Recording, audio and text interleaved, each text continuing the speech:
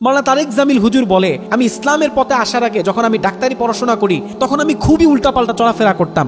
দৈনিক আমি মুভি দেখতাম। বলিউডের এমন কোনো মুভি নাই যেই মুভি আমি তারেক জামিল দেখি নাই, এবং আমি 200-400 গান সবসময় অল টাইম আমার মুখস্থ থাকতো।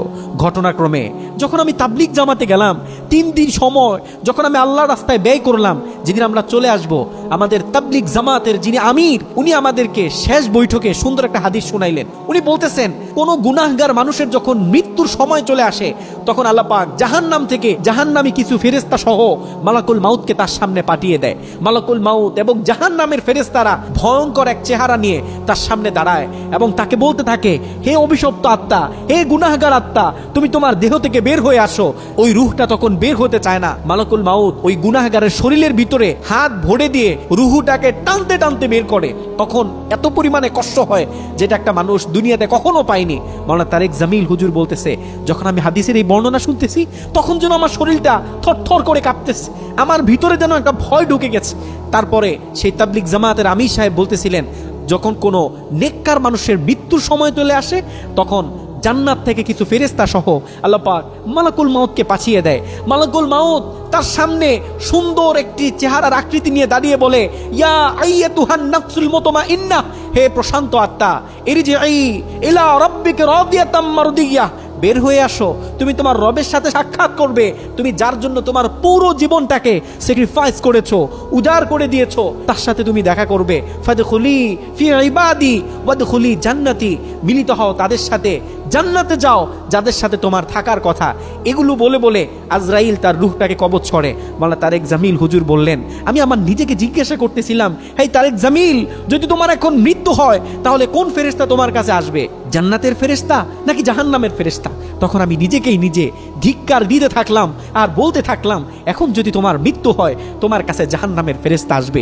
ওই বৈঠকে বসে আমি ওয়াদা করলাম এবং আমি আল্লাহকে সাক্ষী রেখে বললাম যে আমি এই 3 দিন শেষ করে চলে যাব না, পুরো 3 চিল্লা তথা 4 মাস সময় আমি আল্লাহর রাস্তায় ব্যয় করে দিব।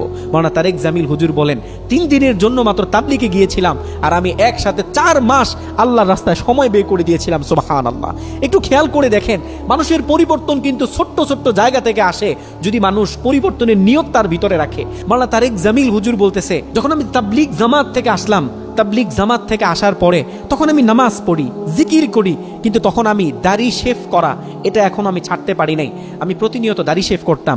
একদিন জুমার নামাজের আগে আমি দাড়ি শেভ করার জন্য আমার মহল্লার ভিতরে সবথেকে ছোট যে দোকান, ভাঙাচুরা যে দোকানে কাস্টমার কম থাকে, এরকম একটা দোকানে গেলাম যেটা আমি দাড়িটা শেভ করে তাড়াতাড়ি নামাজে যেতে পারি।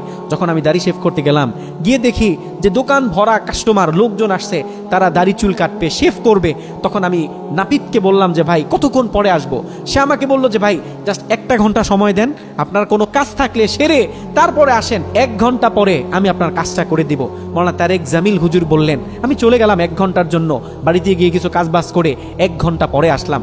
1 ঘন্টা পরে এসে দেখি যে চিত্র ভিন্ন। আগে যে মানুষ ছিল এর তুলনায় দোকানে মনে হয় এখন মানুষ আরো বেশি। আমি নাপিতকে জিজ্ঞাসা করলাম কখন আসবো? সে বললেন ভাই আরেকটা ঘন্টা পরে আসো। আমি যখন আরেক ঘন্টা পরে আসলাম, আমি অবাক হয়ে গেলাম। এই ঘটনা আমার সাথে কখনো ঘটেনি, এরকম আশ্চর্য কাহিনী আমি কখনো আমার চোখে দেখিনি। যেই দোকানে অন্য সময় কাস্টমার থাকতো না, যেই দোকানে অন্য সময় মানুষ চুল দাড়ি কাটার জন্য ভিড় করতো না, প্রথমবার গিয়ে যে মানুষ দেখেছিলাম, দ্বিতীয়বার মানুষ তার থেকে বেশি।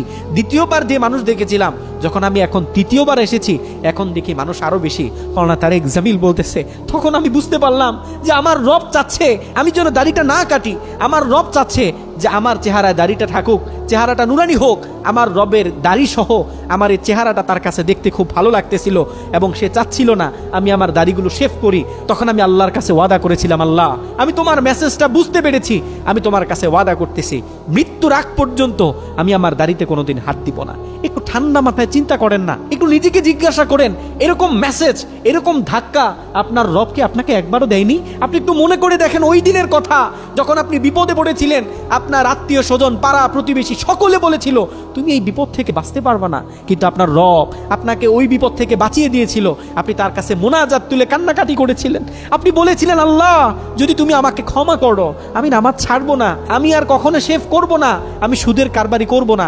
আপনার রব আপনাকে ক্ষমা করে দিয়েছিল, কিন্তু আপনি এটা ভুলে গিয়েছিলেন। মাওলানা তারেক জামিল হুজুর বলতেছে যে আমার এক বন্ধু আছে, তার বাড়ি হচ্ছে পাকিস্তানের লাহোরে, বড় এক ব্যবসায়ী, কিন্তু সে ব্যবসা করে ইন্ডিয়াতে। দিল্লির হাই প্রোফাইলের লোকজনের সাথে তার ওঠা চলাফেরা, তার ব্যবসা বাণিজ্যের কারণে সকলের সাথে তার খাতির আছে। মাওলানা তারেক জামিল হুজুর বলতেছে আমার বন্ধু আমাকে বলতেছিল যে দোস্ত, একবার ভারতের মুম্বাইতে বড় একটা অনুষ্ঠানে আমরা ছিলাম এবং ওইখানে শাহরুখ খান উপস্থিত ছিল। শাহরুখ খান আমাকে দূর থেকে দেখে এসে আমাকে বললেন, পাতা চালা পাকিস্তান সে আয়া, কে আপ মাওলানা তারেক জামিল কো জানতে হ্যাঁ? আপনি কি মাওলানা তারেক জামিলকে চিনেন? দেখে তো মনে হচ্ছে আপনি পাকিস্তান থেকে এসেছেন। তখন তারেক জামিল হুজুরের বন্ধু বলতেছে, হ্যাঁ অবশ্যই, তিনি তো আমার বন্ধু হয়, খুব কাছের বন্ধু। তখন শাহরুখ খান বলতেছে, मैं हज करना चाहता हूँ उन मौलाना के साथ जिनके साथ आमिर खान ने हज किया। আমি ওই মাওলানার সাথে হজ করতে চাই, মক্কা মদিনায় ঘুরতে চাই, যার সাথে আমির খান হজ করেছে। মাওলানা তারেক জামিল হুজুর বলতেছে বলিউডের শাহরুখ খান, সালমান খান এবং বলিউডের অনেক বড় বড় তারকারা তার লেকচার শুনে তার সাথে দেখা করতে চায়।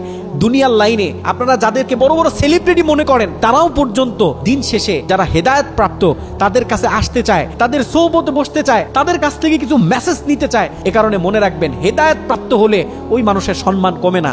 আল্লাহ পাক আমাদের সকলের জীবনে হেদায়েত দান করুক, আমিন।